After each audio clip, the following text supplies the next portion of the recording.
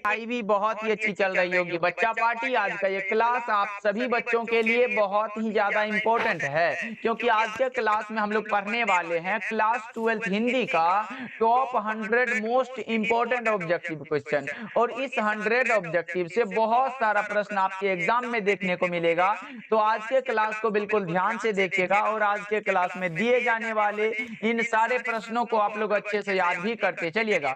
Okay, चलिए फिर class को स्टार्ट करते हैं। आप लोग भी हमारे साथ चैट सेक्शन में आंसर को लगाते चलिएगा बच्चों, जिससे कि आपका रिवीजन होता चला जाएगा। देखिए, पहला नंबर सवाल पूछा जा रहा है, पंचायती राज में क्या खो गया है। तो बच्चों हमने बताया था कि ज्ञानेंद्र पति के अनुसार पंचायती राज में जैसे खो गए हैं पंच परमेश्वर, correct answer option number C होगा। और अगर आप लोग 1 का सी लगा रहे हो तो बहुत ही अच्छा आंसर लगा रहे हो। चलिए 100 नंबर तक आंसर को लगाते चलना है, लास्ट में बताना कितना सही कर पाते हो। अब दूसरा नंबर सवाल है, ये भी गांव का घर कविता से लिया गया प्रश्न है। सर्कस का प्रकाश बुलवा शहर से कितनी दूर से आने वाला है। ये आने वाला है 10 कोस दूर से बच्चों। करेक्ट आंसर आपका 2 का ऑप्शन नंबर ए बिल्कुल सही हो जाएगा। ओके, चलिए अब तीसरा नंबर सवाल देखिए, ये रहा आपके सामने, ज्ञानेंद्र पति को साहित्य अकादमी का पुरस्कार कब दिया गया था। अब आप लोग बताओगे ज्ञानेंद्र पति को, यानी कि गांव के घर कविता के कवि ज्ञानेंद्र पति को दिया गया था 2 का 3 का correct answer option number A होगा। और पहल सम्मान भी 2006 में ही दिया गया था। किसको? ज्ञानेंद्र पति को। याद रखोगे आप लोग ये भी। चलो आगे बढ़ते हैं, फोर्थ नंबर सवाल देखो, गांव का घर किस कविता संग्रह से लिया गया। गांव का घर जो कविता है, ये कविता जो लिया गया है, ये लिया गया है कहां से? संस्यात्मा से। और ज्ञानेंद्र पति को जो साहित्य अकादमी का पुरस्कार दिया गया था वो संस्यात्मा रचना के लिए ही दिया गया था, यानी कि 4 नंबर सवाल का जवाब करेक्ट आंसर डी हो जाएगा बच्चों। चलो आगे बढ़ते हैं, पांचवा नंबर सवाल देखो, पूछा जा रहा है, कहीं नहीं वहीं। कहीं नहीं वहीं कविता संग्रह किसके द्वारा रचित है। कहीं नहीं वहीं कविता जो है ये रचित है, ये लिखा गया है अशोक वाजपेयी के द्वारा। किसके द्वारा बच्चों? अशोक वाजपेयी के द्वारा। आप लोगों ने पढ़ा होगा सर, हार जीत जो कविता है ये अशोक वाजपेयी के द्वारा लिखा गया, याद रखोगे आप लोग। चलिए 6 नंबर सवाल देखो, पूछा जा रहा है, अशोक वाजपेयी की रचना कौन सी है।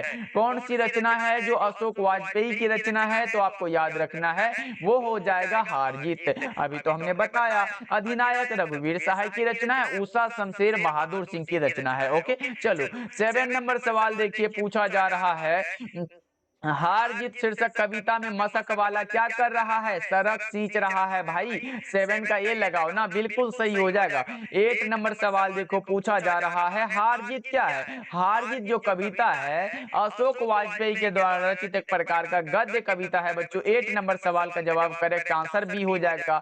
9 नंबर सवाल देखो, पूछा जा रहा है, समय से बाहर। समय से बाहर जो रचना है ये किसकी कृति है? आप लोग बताओगे क्या? ये रचना है अशोक वाजपेयी की। जितना भी ये रचना है इंपॉर्टेंट है भाई, याद रखोगे आप लोग। चलो आगे बढ़ते हैं, सारे प्रश्नों को हमारे साथ बोलते चलो, जिससे कि आप लोगों को क्लास में ही अच्छे से याद हो जाएगा। वैसे लॉजी का पूछा जा रहा है, अशोक वाजपेयी को कौन सा पुरस्कार दिया गया था? बताओ कौन सा पुरस्कार दिया गया था? तो वो पुरस्कार था कौन सा? साहित्य अकादमी का पुरस्कार और दमयंती मोदी कवि शेखर सम्मान। करेक्ट आंसर सी हो जाएगा। ओके बच्चों, आगे बढ़ते हैं। 11 नंबर सवाल देखो, प्यारे नन्हे बेटे को कविता के रचयिता कौन है? प्यारे नन्हे बेटे को विनोद कुमार शुक्ल की रचना है। किसकी रचना है बच्चों? विनोद कुमार शुक्ल की रचना है। करेक्ट आंसर आपका बी हो जाएगा। चलो 12 नंबर सवाल है, नौकर की कमीज रचना क्या है? नौकर की कमीज जो रचना है ये एक प्रकार का उपन्यास है और ये लिखा गया है विनोद कुमार शुक्ल के द्वारा। ये आप लोग याद रखोगे, इंपॉर्टेंट है। चलो जी, विनोद कुमार शुक्ल का निवास स्थान कहाँ है? निवास स्थान मतलब वो कहाँ रहते हैं, ये पूछा गया आप लोगों से। क्या लगा रहे हैं बच्चों? रायपुर छत्तीसगढ़। 13 नंबर सवाल का जवाब करेक्ट आंसर बी हो जाएगा। चलिए 14 नंबर सवाल देखो, पूछा जा रहा है, पेड़ पर कमरा का अनुवाद किस भाषा में हुआ है? इतावली भाषा में हुआ है। भाई कौन सा होगा? 14 का correct answer option number B होगा। एक भी प्रश्न आप लोग एग्जाम में गलत करके नहीं आओगे, बस ये सारा प्रश्न आपको याद करते चलना है। देखो, लिखने का कारण शीर्षक निबंध किस लेखक की रचना है? लिखने का कारण जो रचना है ये एक प्रकार का निबंध है और इसके निबंधकार का नाम आपसे पूछा जा रहा है, तो वो हो जाएगा रघुवीर Sahay. Correct answer option number D हो जाएगा। चलो आगे बढ़ते हैं, 16 नंबर सवाल देखो, राष्ट्रीय त्योहार के दिन हरचरना क्या पहने हुए था? वो फटा सुथन्ना। करेक्ट आंसर डी में दिया गया बच्चों, याद रखोगे। ओके चलो आगे बढ़ते हैं। अगला नंबर सवाल देखो, रघुवीर सहाय ने किस विषय में एमए किया? रघुवीर सहाय जो थे वो किस विषय में एमए किए, ये आप लोग बताओगे। ये किया था अंग्रेजी में। करेक्ट आंसर बी हो जाएगा बच्चों। और आगे बढ़ते हैं। 18 नंबर सवाल देखो, आत्महत्या के विरुद्ध क्या है? आत्महत्या के विरुद्ध जो रचना है ये एक प्रकार का कविता है। इनके रचनाकार के नाम की बात करें तो वे हैं हमारे रघुवीर सहाय है। याद रहेगा ना बच्चों, बहुत इंपॉर्टेंट है। चलो आगे बढ़ते हैं। अगला नंबर सवाल देखो, 19 नंबर सवाल है, मुक्ति बोध का जन्म स्थल कहाँ है? जन्म स्थान कहाँ है किसका? तो मुक्ति बोध का भाई वो है श्योपुर ग्वालियर मध्य प्रदेश में। चलो आगे बढ़ते हैं। 20 नंबर सवाल देखो, नए साहित्य का सौंदर्य शास्त्र के लेखक कौन है? नए साहित्य का सौंदर्य शास्त्र के लेखक का नाम है गजानन माधव मुक्तिबोध। लेकिन बच्चों एक चीज याद रखोगे, यहाँ नए के जगह अगर दलित साहित्य का सौंदर्य शास्त्र पूछता तो वो लगाते ओम प्रकाश वाल्मीकि। दोनों में याद रखोगे अंतर है भाई। चलो आगे बढ़ते हैं। 21 नंबर सवाल देखो, मुक्तिबोध के माताजी का क्या नाम था? माताजी का नाम अगर आपसे पूछा गया हो तो क्या लगाओगे? माताजी का नाम था पार्वती बाई। क्या था बच्चों? पार्वती बाई। अगला नंबर सवाल है, काठ का सपना किसके द्वारा लिखा गया? ये सब रचना आजकल कुछ ज्यादा ही पूछा जाता है आपके एग्जाम में, इसलिए बच्चों क्या लगा रहे हैं? मुक्तिबोध की रचना है। करेक्ट आंसर ए हो जाएगा। 23 नंबर सवाल देखो, पूछा जा रहा है कि इन्होंने प्रायः लंबी कविताएं लिखी है। कौन से हैं ऐसे हैं जिन्होंने प्रायः लंबी कविताएं लिखी है? तो उसका नाम है गजानन माधव मुक्तिबोध। क्या है बच्चों? गजानन माधव मुक्तिबोध। आगे बढ़ते हैं। 24 नंबर सवाल देखो, स्मरण का विशेषण क्या होगा? जो संज्ञा और सर्वनाम की विशेषता को बतलाए वो हमारा विशेषण होता है। स्मरण का स्मरणीय होगा। करेक्ट आंसर सी हो जाएगा। याद रहेगा ना बच्चों। आगे बढ़ते हैं। 25 नंबर सवाल देखो, उषा का जादू कब टूटता है? सूर्योदय होने पर। कहां दिया गया? करेक्ट आंसर सी बिल्कुल सही हो जाएगा। चलो 26 नंबर सवाल देखो, शमशेर बहादुर सिंह ने सोवियत रूस की यात्रा कब की?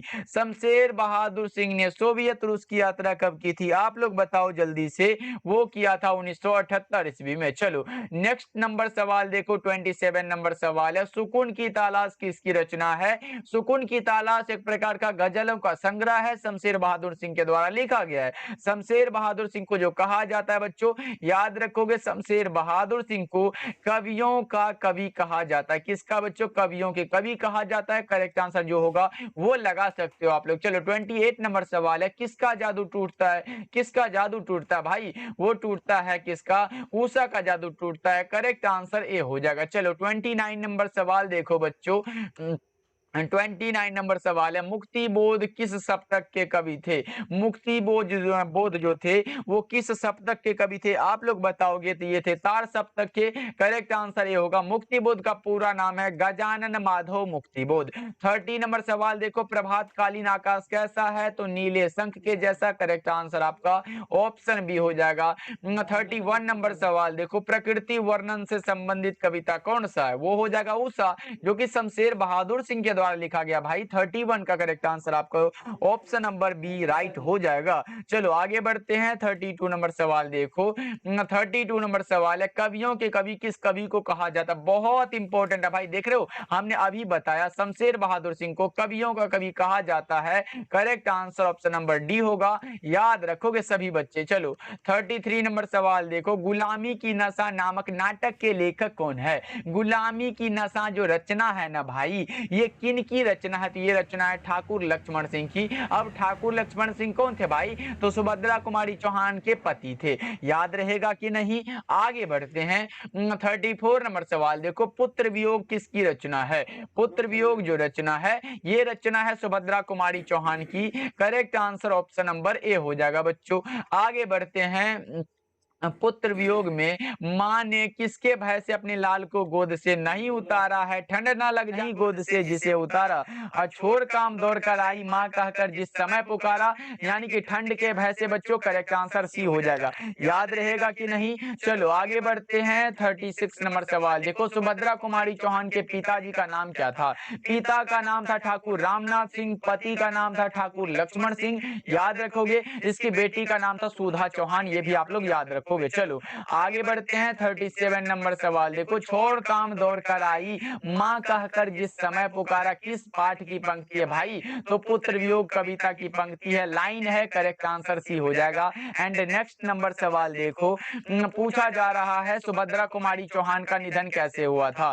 सुभद्रा कुमारी चौहान का निधन हुआ था कार दुर्घटना में, नागपुर से जबलपुर आपसी में कार दुर्घटना में इसका निधन हुआ। 38 का करेक्ट आंसर आपका ऑप्शन नंबर ए हो जाएगा बच्चों। चलो आगे बढ़ते हैं 39 नंबर सवाल देखो, झरना शीर्षक काव्य संकलन किस कवि की रचना है? झरना जो रचना है ये जयशंकर प्रसाद की रचना है। झरना आए, आंसू आए, लहर आए, कामायनी आए, ये सब जयशंकर प्रसाद की रचना है बच्चों, याद रखोगे आप लोग। चलो 40 नंबर सवाल देखो, पूछा जा रहा है तितली उपन्यास किसकी रचना है? तितली रचना आए जयशंकर प्रसाद की रचना बच्चों। ये सब आसान आसान प्रश्न है बच्चा पार्टी, आपको पता होना चाहिए, बहुत इंपॉर्टेंट है। चलो 41 नंबर सवाल है, आंसू किसकी रचना है? आंसू किसकी रचना है बच्चा पार्टी? वो जयशंकर प्रसाद की रचना है। चलो आगे बढ़ते हैं, जयशंकर प्रसाद के ज्येष्ठ भ्राता का नाम क्या था? ज्येष्ठ भ्राता मतलब बड़े भाई का नाम बताओ ना जल्दी जल्दी से। 42 नंबर सवाल आपके सामने है बच्चों और आप लगा रहे हो शंभू रतन, बहुत अच्छे। चलो आगे बढ़ते हैं, अगला नंबर सवाल देखो, पूछा जा रहा है जयशंकर प्रसाद का महाकाव्य कौन सा है? कामायनी। कामायनी जो रचना है ये जयशंकर प्रसाद के द्वारा लिखा गया है और यह एक प्रकार का महाकाव्य है। अगला नंबर सवाल है, चीर विषाद विलीन मन की किस कविता की पंक्ति है? तो ये लिया गया तुमुल कोलाहल कलह में, जो कि जयशंकर प्रसाद की रचना है। चलो 45 नंबर सवाल देखो, छत्रसाल दशक के कितने छंदों में महाराज छत्रसाल की वीरता का बखान किया गया है? योगा किया गया, ये आप लोग बताओगे। 45 नंबर सवाल आपके सामने है और आप लगा रहे हो 10 छंदों में, करेक्ट आंसर डी हो जाएगा। बहुत अच्छे बच्चों, शिवा बावनी में कुल 52 मुक्तक है, ये भी आप लोग याद रखोगे, जिसमें कि शिवाजी की वीरता का बखान हुआ है। चलो भूषण की कविता में कौन सा रस पाया जाता है? भूषण जी वीर रस के महान कवि माने जाते हैं। किस रस के बच्चों? वीर रस के, करेक्ट आंसर सी हो जाएगा। चलो जी 47 नंबर सवाल है आपके सामने, बता दो शिवाजी में शिवा बावनी में किसकी वीरता का बखान किया गया? तो शिवाजी की वीरता का बखान है भाई 47 का, ये लगाओ आप लोग। चलो 48 नंबर सवाल है, चिंतामणि त्रिपाठी भूषण के कौन थे? चिंतामणि त्रिपाठी जो थे वो भूषण के कौन थे? आप लोग बताओगे क्या बच्चों? भाई थे, करेक्ट आंसर ए हो जाएगा। चलो आगे बढ़ते हैं, 49 नंबर सवाल देखो, शिवा बावनी के कितने मुक्तकों में छत्रपति शिवाजी की वीरता का बखान किया गया है? बता दो जल्दी से, 49 नंबर सवाल का जवाब बता सकते हो बच्चा पार्टी, बहुत अच्छे, 52 मुक्तक है भाई, करेक्ट आंसर सी होगा। आगे बढ़ते हैं 50 नंबर सवाल देखो, शिवाजी के पुत्र का नाम क्या था? साहू जी। शिवाजी के पुत्र का नाम क्या था बच्चों? साहू जी, करेक्ट आंसर बी हो जाएगा। चलो हिंदी साहित्य का सूर्य किस कवि को कहा जाता है? देखो हमने बताया है, अगर पूछे प्रेम के पीर के कवि किसे माना जाता है तो मलिक मोहम्मद जायसी को। हिंदी साहित्य का सूर्य कहा जाता है सूरदास को। हिंदी साहित्य का समन्वयवादी कवि कहा जाता है तुलसीदास को। उसके बाद कवियों के कवि कहा जाता है शमशेर बहादुर सिंह को। तो करेक्ट आंसर हमारा डी होगा बच्चों, हिंदी साहित्य का सूर्य पूछा है। चलो आगे बढ़ते हैं, 52 नंबर सवाल देखो, ईश्वर का पर्यायवाची क्या होगा? ईश्वर का पर्यायवाची भगवान, परमात्मा, जगदीश, ये सब होता है। करेक्ट आंसर हमारा ऑप्शन नंबर डी बिल्कुल सही हो जाएगा। चलो 53 नंबर सवाल देखो, कमल का पर्यायवाची क्या होता है? कमल का पर्यायवाची जलज हो जाएगा क्या बच्चा? Correct answer option number C होगा 53 नंबर सवाल का जवाब। चलो 54 नंबर सवाल देखते हैं, क्या पूछा जा रहा है, अत्याचार का संधि विच्छेद क्या होगा? अत्याचार का अति जोड़ आचार बराबर अत्याचार। 54 नंबर सवाल का जवाब, करेक्ट आंसर क्या होगा बच्चा पार्टी? Option B. चलो पाप पुण्य में कौन सा समास है? पाप और पुण्य में समास है द्वंद्व समास। कैसा समास है बच्चों? द्वंद्व समास है, करेक्ट आंसर ए हो जाएगा। चलो 56 नंबर सवाल देखो, चक्रधर में कौन सा समास है? चक्र को धारण करने वाला में कौन सा समास होगा? 56 नंबर सवाल आपके सामने है और आप लगा रहे हो बहुव्रीहि समास बच्चों, करेक्ट आंसर भी हो जाएगा। और आगे बढ़ते हैं 57 नंबर सवाल है, गजानन में कौन सा समास है? ये भी हमारा क्या होगा बच्चों? बहुव्रीहि समास का उदाहरण है। 57 का क्या होगा? ऑप्शन नंबर बी हो जाएगा। चलो 58 नंबर सवाल देखो, काम चोर में कौन सा समास है?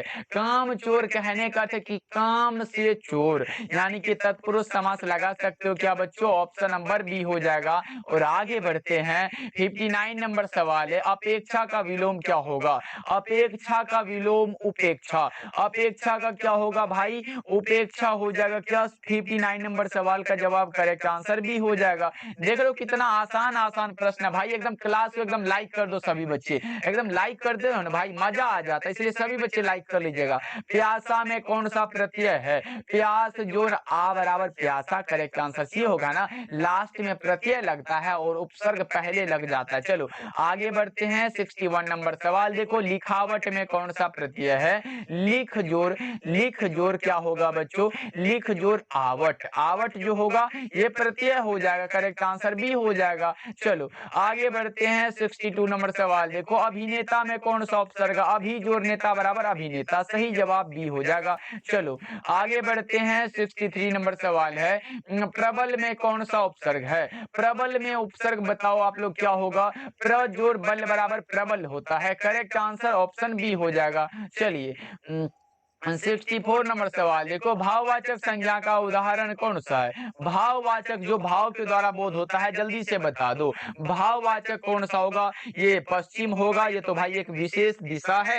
ये हमारा व्यक्तिवाचक हो जाएगा। नदी तो कई प्रकार के होते सर, ये जातिवाचक हो जाएगा। मिठास, हाँ देखो मिठाई हमें दिखाई दे रहा है, लेकिन उसे जो खाते हैं ना तो अंदर कैसा फील होता है, वही फील करने वाला जो होता है वो हमारा मिठास होता है। मिठाई कैसा लगता है भाई? मीठा ही तो लगता है ना। यानी कि मिठास जो होगा ये भाववाचक होगा, सभा हमारा समूहवाचक हो जाएगा। तो correct answer option number C होगा। जैसे हमारा खुशी होगा, खुशी क्या है भाई? ये हम अंदर से ये खुशी को व्यक्त कर सकते हैं। जैसे बुढ़ापा, ये बूढ़ा आदमी दिख रहा है, अंदर का वो बुढ़ापा हमें नहीं दिख रहा है बच्चों।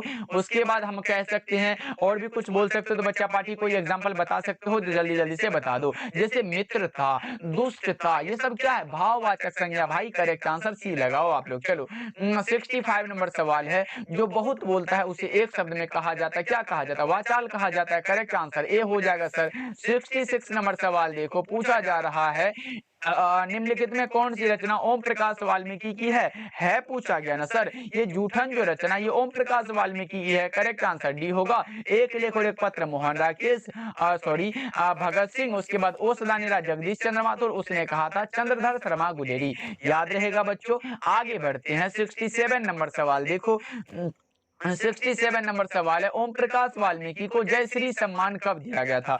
ओम प्रकाश वाल्मीकि को जय श्री सम्मान दिया गया था, लेकिन कब दिया गया था ये आप बताओगे क्या? सर ये दिया गया था 1996 ईस्वी में। परिवेश सम्मान 1995 में दिया गया था, और उसके बाद राष्ट्रीय डॉक्टर अम्बेडकर राष्ट्रीय पुरस्कार 1993 में दिया गया था। ये सब याद रखने वाली चीजें हैं बच्चों, याद रखोगे आप लोग। चलो आगे बढ़ते हैं, ज्ञानेंद्र पति को संशयात्मा के लिए कौन सा पुरस्कार दिया गया था? वही वाला पुरस्कार दिया गया था सर, साहित्य अकादमी का पुरस्कार दिया गया था। कब दिया गया था? 2006 ईस्वी में, याद रहेगा ना बच्चों।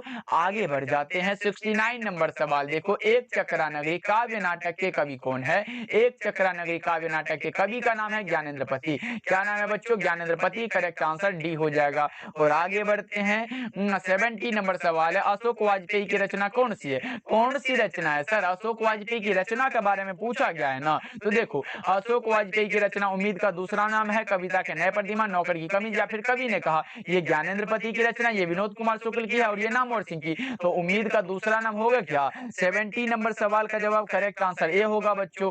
आगे बढ़ जाते हैं, 71 नंबर सवाल देखो, हार जीत कविता के कवि कौन है? हार जीत भाई अशोक वाजपेयी की रचना है, जो कि एक प्रकार का क्या होता है? ये एक प्रकार का गद्य कविता है। क्या है गद्य कविता? हार जीत कविता। चलो आगे बढ़ते हैं, 72 नंबर सवाल देखो, अधिनायक कविता किस पुस्तक से ली गई है? अधिनायक जो रचना है, जो कि रघुवीर सहाय की रचना है, ये किस पुस्तक से लिया गया है? तो ये लिया गया है आत्महत्या के विरुद्ध से, ऑप्शन बी करेक्ट हो जाएगा। 73 नंबर सवाल है, दूसरा सप्तक का प्रकाशन वर्ष कब है? दूसरा सप्तक जो है इसका प्रकाशन वर्ष 1951, करेक्ट आंसर बी हो जाएगा। ये इंपॉर्टेंट है, आएगा एग्जाम में तो आप लोग लगा के आओगे। चलो हाँ, आगे बढ़ते हैं बच्चों। 74 नंबर सवाल है, अर्धनारीश्वर शीर्षक पाठ क्या है? अर्धनारीश्वर निबंध है, निबंधकार का नाम है रामधारी सिंह दिनकर। क्या है बच्चों? रामधारी सिंह दिनकर, जिसे हम लोग राष्ट्र कवि के रूप में भी जानते हैं। चलो जी, मालती किस कहानी की पात्रा है? मालती वो ये रोज कहानी की पात्रा है क्या sir? Option number B right हो जाएगा। रोज कहानी के कहानीकार का नाम किसको किसको पता है बच्चों? ये है अज्ञे जी। अज्ञे का पूरा नाम क्या है बताओ जल्दी से बच्चा पाठी? वो है सचिदानंद, हीरानंद, उसके बाद वात्स्यायन और अज्ञे। याद रहेगा बच्चों, बहुत इंपॉर्टेंट है, ऑब्जेक्टिव में पूछेगा अज्ञे का पूरा नाम क्या है, तो ये सब दिया रहेगा बच्चों, इसलिए घबराना नहीं है, सही करके आना है। देखो, नाभादास किसके समकालीन थे? तुलसीदास के। नाभादास किसके समकालीन थे सर? तुलसीदास के थे। चलो आगे बढ़ते हैं। 77 नंबर सवाल देखो, सबके हित का वचन कौन कहता है? उसका नाम है कबीरदास। क्या नाम है बच्चों? कबीरदास। करेक्ट आंसर सी हो जाएगा 77 का। एंड 78 नंबर सवाल देखे तो हमारे सामने ऐसा प्रश्न आ चुका है कि तिरीच शीर्षक पाठ में लेखक के पिताजी कितने साल के हैं? तो 55 साल के हैं ना, आपको भी पता होगा और हमें भी पता है सर। करेक्ट आंसर सी को लगा दिया जाए। चलो 79 नंबर सवाल देखो, तुमुल कोलाहल कलह में शीर्षक कविता किस महाकाव्य का अंश है? तुमुल कोलाहल कलह में जयशंकर प्रसाद की रचना है और ये अंश है कामायनी का। करेक्ट आंसर सी हो जाएगा बच्चों। चलो आगे बढ़ते हैं। 80 नंबर सवाल देखो, बता दो। 80 नंबर सवाल है, देश विदेश में कौन सा समास है? एकदम देश विदेश में घूमना नहीं है भाई, पढ़ोगे तभी ना होगा। तो देश विदेश में कौन सा होगा? द्वंद्व समास। करेक्ट आंसर डी हो जाएगा। चलो 81 नंबर सवाल देखो, बता दो। 81 नंबर सवाल है, वाद विवाद संवाद क्या है? ये आलोचनात्मक निबंधों की पुस्तक है। अगर हम आपसे पूछे वाद विवाद संवाद किसकी रचना, तो क्या लगाओगे सर? वाद विवाद संवाद जो रचना है ना, ये है हमारे नामवर सिंह की रचना। किसकी है सर? ये नामवर सिंह की रचना। और बहुत सारे बच्चे गलत करते हैं कि सर ये बालकृष्ण भट्ट की रचना है, गलत हो जाएगा। चलो हाँ, आगे बढ़ते हैं। 82 नंबर सवाल देखो, जैसा काम वैसा परिणाम किस लेखक की रचना है? जैसा काम वैसा परिणाम बालकृष्ण भट्ट की रचना है। ये इंपॉर्टेंट क्वेश्चन है, सभी बच्चों को याद रखना है। चलो आगे बढ़ते हैं। 83 नंबर सवाल है, संवाद में सबसे महत्वपूर्ण क्या है? आत्मीयता है भाई। क्या है? आत्मीयता है। करेक्ट आंसर सी होगा, याद रहेगा बच्चों। और इसी चैप्टर में बेन जॉनसन ने क्या कहा था? बोलने से ही मनुष्य के रूप का साक्षात्कार होता है। और एडिसन साहब कहते कि असल बातचीत सिर्फ दो व्यक्तियों के बीच हो सकती है। ये दोनों याद रख लो, ये दोनों लाइन बहुत इंपॉर्टेंट है, ऑब्जेक्टिव में भी पूछा जाएगा और सब्जेक्टिव में भी आया तो आप लोग छोड़ के नहीं आओगे। चलो 84 नंबर सवाल की ओर बढ़ते हैं। ये रहा आपके सामने, तेरी कुरमाई हो गई। लहना सिंह सूबेदार ने से पूछा था ना कि तेरी कुरमाई हो गई, तो लड़की धक्का कर भागती थी ना, लड़की कौन थी भाई? वही सूबेदार नहीं। करेक्ट आंसर डी होगा। क्या 83 का डी बिल्कुल सही हो जाएगा। चलो ये उसने कहा था कहानी से लिया गया है। 84 नंबर सवाल है, उसने कहा था कैसी कहानी है? युद्ध की कहानी है, दिव्य प्रेम की कहानी है, प्रेम पर बलिदान होने की कहानी है। Correct answer option number D हो जाएगा। एंड अगला नंबर सवाल देखो, 86 नंबर सवाल है, जयप्रकाश नारायण को किसका दलाल कहा गया है? अमेरिका का। और जयप्रकाश नारायण के बचपन का नाम पूछे तो बाउल नाम था। माताजी का नाम, पिताजी का नाम पता है क्या बच्चों? फुलरानी एवं हर्षुदयाल। याद रहेगा। आगे बढ़ते हैं। 87 नंबर सवाल देखो, लेनिन की मृत्यु कब हुई थी? लेनिन की मृत्यु हुई थी 1924 में और जयप्रकाश नारायण मार्क्सवादी भी 1924 में ही बने थे। याद रखोगे आप लोग। चलो आगे बढ़ते हैं। करेक्ट आंसर डी लगा लो। 88 नंबर सवाल है, किस पाठ में कहा गया है कि जिस पुरुष में नारीत्व नहीं अपूर्ण है? ये लिया गया अर्धनारीश्वर चैप्टर से, जो कि रामधारी सिंह दिनकर की रचना है। किसकी रचना है बच्चों? याद रखोगे ना, ये दिनकर जी की रचना है। चलो आगे बढ़ते हैं। अगला नंबर सवाल देखो, 89 नंबर सवाल है, थोड़ा बहुत में कौन सा समास है? थोड़ा बहुत द्वंद्व समास है। कैसा समास है? द्वंद्व समास है। करेक्ट आंसर ए हो जाएगा। चलो 90 नंबर सवाल देखो, बाल में कौन सा लिंग है? बाल जो शब्द है ना, इसमें लिंग बताओ आप लोग। इसमें लिंग हो जाएगा पुल्लिंग। क्या होगा बच्चों? पुल्लिंग। करेक्ट आंसर बी हो जाएगा। और 91 नंबर सवाल देखिए, अंतोन चेखव किस देश के रहने वाले थे? अंतोन चेखव जो थे वो किस देश के रहने वाले थे? वो थे रूस के। करेक्ट आंसर आंसर आपका सी हो जाएगा बच्चों।